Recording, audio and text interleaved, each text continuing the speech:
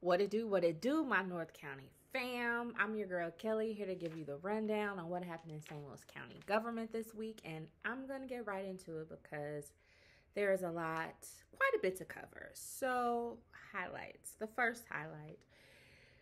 Yes, y'all, the mask mandate drama, it is far from being over. So, there was some stuff that unfolded literally like before the meeting even kind of like popped off. So Councilwoman Clancy, she moved to suspend the rules.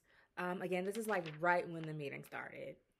To vote essentially on enforcement on what was included for the first time on the meeting agenda for the county council meeting. And so I'm reading, this is verbatim what was provided on the what was listed on the meeting agenda.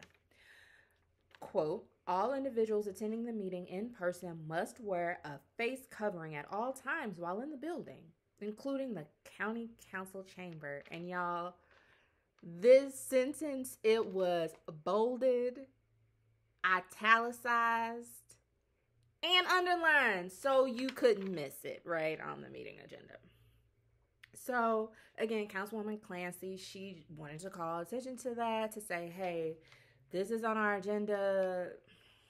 We need to enforce this. So that was what her vote was, to enforce what was on the meeting agenda.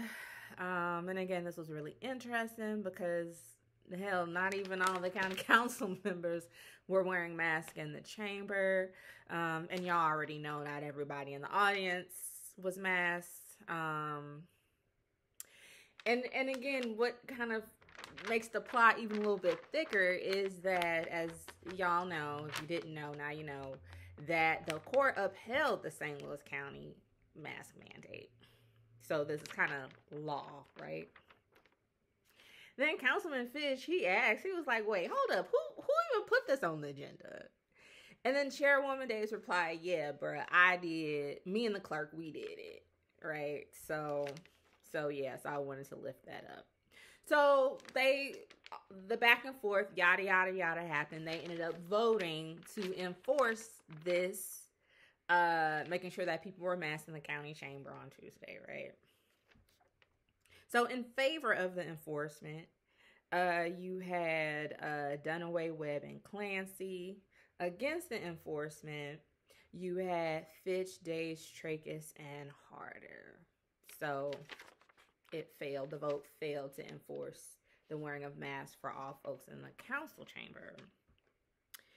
Then Chairwoman Days made this statement. In my opinion, it just sounded like, one of my great aunts, you know what I'm saying? One of my aunties, great aunties. And she said, and I quote, this was an exercise to embarrass the council and me. And she just went off and she was like, look, the St. Louis County Police Department, they don't have the authority to kick people out. And she said, that ain't finna be on me, okay? I'm not finna be putting them in that type of a position to do that. And she also flat out said, look, Brother Page, County Executive Page, like, you need to issue an order about wearing masks in county buildings. And she called him out and was like, look, dude, you haven't done this. Other council members have asked you to do it. You haven't done it. That's what you need to do. Then we wouldn't have this. So, yeah, that was, again, like literally right when the county council meeting started on Tuesday. Something else I wanted to lift up, Dr. Khan's investigation saga. Yes, of course, it continues. So, it was moved and spearheaded really by Councilman Fitch for the county council, again, during the council meeting on Tuesday, to open any and all records related to the investigation of the acting public health director, Dr. Khan. Councilman Trachis, he said flat out that the county council doesn't have the authority by law to open such records, as they are considered personnel records. So whatever, they voted. So those in favor of opening the records were Fitch, Days, and Harder. Those against opening the records were Dunaway, Webb, Clancy, and Trachis. So the motion to open any and all records related to Dr. Khan's investigation, it failed. It died. However, Councilman Fitch provided a suggestion. He told people, look, y'all, uh, regular citizens, everyday folks, people in the media, he urged them to put in a sunshine request to get this information, the records related to this investigation. Then he said, if it's blocked, then you should move forward and sue St. Louis County, because that's the only way anyone's going to be able to get this information. Like, who does that? We do, apparently, in St. Louis. Then I'm going to move on. Next highlights regarding Securus Technologies in this contract, y'all. So there was a committee meeting for, the Revenue and Personnel Committee through the St. Louis County Council. So they met this week. And it was a continuation from the first meeting from several weeks ago to discuss regarding the Securus Technologies contract with the Department of Justice Services. So this second meeting was facilitated to discuss with current and former lobbyists for Securus Technologies regarding the Securus contract with the Department of Justice Services, as well as possible related political campaign donors. So all of the party of interest, the current and former lobbyists for Securus Technologies, they were reached out to, it was like quite a few people that were reached out to. As far as responses back, it was either crickets, no response. Folks said, look, I don't know nothing. And then there were also people that felt out said, yeah, I ain't available for this meeting.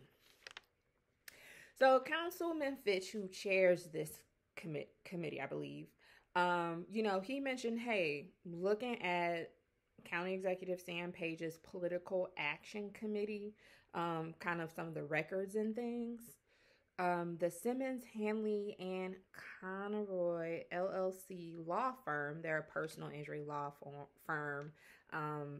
They operate in Allen, Illinois. So apparently they've donated another $5,000, totaling $30,000 towards this election cycle. And the only connection between, I guess, Sam Page and this Political Action Committee, what have you, and this law firm is Securus Technologies. So Fitch is just saying he's not really sure what this means. So obviously they'll need to delve deeper into this to get an understanding and flesh some stuff out there. Also, another next step is to really scrutinize and take a look at the Securus contract, as it will be up for renewal next year, somewhere between March and April. And yes, y'all, as Fitch said, and I quote, this is far from putting this issue to rest. So yes, and I'm rounding it out with the legislative corner. There is only really one piece of legislation I'm going to lift up that was passed during Tuesday night's county council meeting, and this was the bill enacting and adding a new chapter to be known as the Electric Vehicle Charging Code, St. Louis County, and it requires new constructions, major remodels, parking lot reconstruction and overlay projects, and changes in use of occupancy classification of businesses, essentially to provide electric vehicle charging stations. Councilman Fitch brought up concerns regarding lobbying from Ameren. He literally asked everybody if they received any coin from Ameren. I think the only folks that mentioned that they had in some way, shape, or form or capacity, fundraising, what have you, was County Executive Sam Page and Councilwoman Shalonda Webb. So that was like a discussion. And then also Councilman Harder and Tracus, they just said, hey, we don't think that government should have a say in what private businesses do. However, the final vote, like I mentioned, this bill, it was passed 4-3. So in favor of the bill was Days, Dunaway, Webb, and Clancy, and against the bill was Fitch, Tracus, and Harder. So that's all I have for you this week, y'all. Please have a great weekend. Be safe out there, and you'll see me soon. Peace.